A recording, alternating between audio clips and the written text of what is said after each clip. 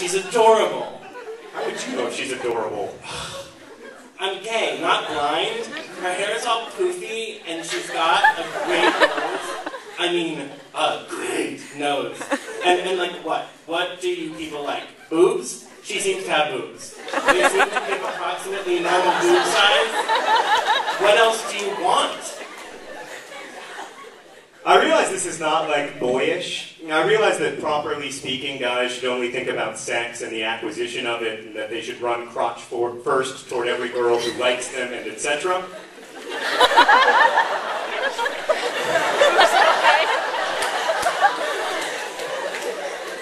I wish we could put you in our suitcase and take you with us everywhere we go.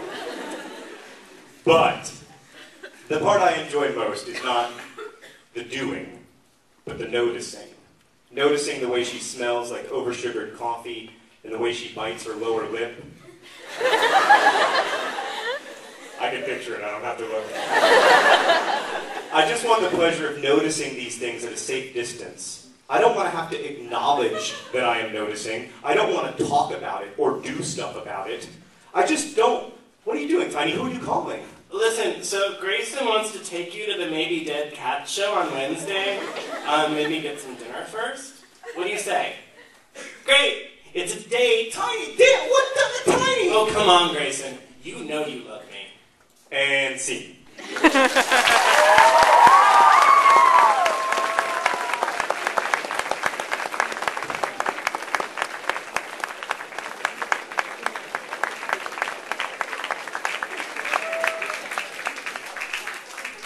Now we're going to take it down about 70,000 notches.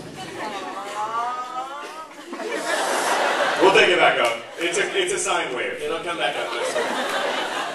Alright, so... Nerd jokes, nerd jokes.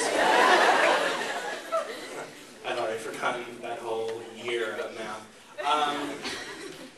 Do you want I would draw you one, but we don't have a PowerPoint. Come on, use your arms. No, I mean, become the sine wave.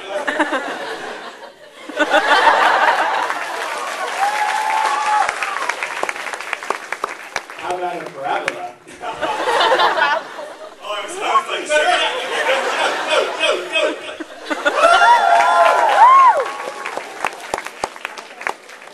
I can beat two kinds of parabolas. I thought it was a fish. It's a fine line between a parabola and a fish. The sad thing is I've now run out of all geographic terms that I know. Alright, so Geographic. Geothermic, geological terms and Oh, I knew it then. Alright. So that was from, I believe, chapter 3. That was from chapter 3. And This is from chapter 4. And this is narrated from my Will's point of view. My Will does not have much in common with Tiny Cooper, so now have a shift here that there will be no flouncing in this we don't overlap, so you guys. Alright, so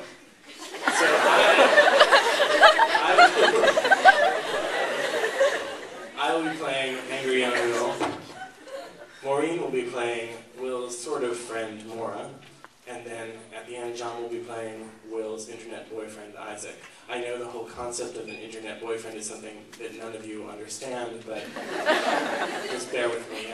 Oh, we were kidding. I was kidding. Yeah, we know you know an internet boyfriend. Yeah, Some of you are probably sitting next to yours. In fact, this is the first time you've ever met.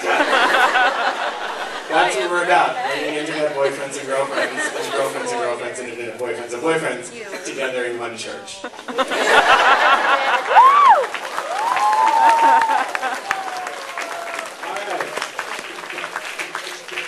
He's like, are we going to read or what? Alright. Begin scene. I'm at work at CVS, shelving Metamucil in aisle 7 when Maura stalks in. She knows my boss is an asshole about me standing around and talking while I'm working, so she pretends to look at vitamins while she's talking to me. She's telling me there's something really disturbing about the word chewable, and then all of a sudden the clock strikes like 5:12, and she figures it's time to ask personal questions. Are you gay? What the fuck?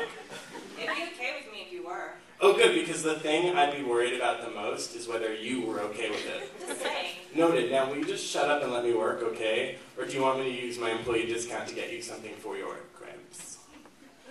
I think there really needs to be a rule against calling a guy's sexuality into question while he's working. And it's not that I don't want to talk about it here. I really don't want to talk about it at all with Maura. Because here's the thing, we're not that close. Maura is the kind of friend I enjoy swapping doomsday scenarios with. She's not, however, someone who makes me want to prevent doomsday from happening. For the year or so we've hung out, this has always been a problem. I know if I told her about liking guys, she'd probably stop wanting to date me, which would be a huge plus. But I also know I'd immediately become her gay pet. And that's kind of the last leash that I want. And it's not like I'm really that gay. Like, I fucking hate Madonna. There should be a cereal for constipated people called Metamucilix. I'm serious. And I'm seriously telling you to fuck off. I mean, just because I don't want to sleep with you doesn't mean I'm gay. A lot of straight guys don't want to sleep with you either. But the point is, you won't. She comes over and fucks up all the bottles that I've been putting in rows. I almost pick one up and throw it at the back of her head while she leaves. But the truth is, if I brained her here, my manager would make me clean it up. And that would suck. The last thing I need is gray matter on my new shoes. Do you know how hard that shit is to get out? Anyway, I really need this job, which means I can't do things like yell, or put my stupid name tag upside down, or wear jeans that have rips in them, or sacrifice puppies in the toy aisle. I don't really mind it, except when my manager is around, or when people I know come by and are all weird because I am working and they don't have to. I know as soon as Maura gets home, she's going to dive right into her notebook of skull blood poetry, and I'm doing my best not to get a bad review. Maura once showed me one of her poems. Hang me like a dead rose. Preserve me and my petals won't fall until you touch them and I dissolve. And I wrote her a poem back. I am like a dead begonia, hanging upside down, because, like a dead begonia, I don't give a fuck. To which she replied, Not all flowers depend on light to grow. snap. So maybe tonight I'll inspire. I thought his soil was gay, but maybe there's still a chance I can get myself some play and make my way into his pants. Hopefully I'll never have to read it or know about it or even think about it ever again. I get home and Mom is on our lime green couch watching the Pride and Prejudice miniseries for like the 7 zillionth time, and I know I'll be totally growing out if I sit there and watch it with her. The weird thing is that she also really likes the Kill Bill movies, and I've never been able to sense a difference in her mood between when she's watching Kill Bill.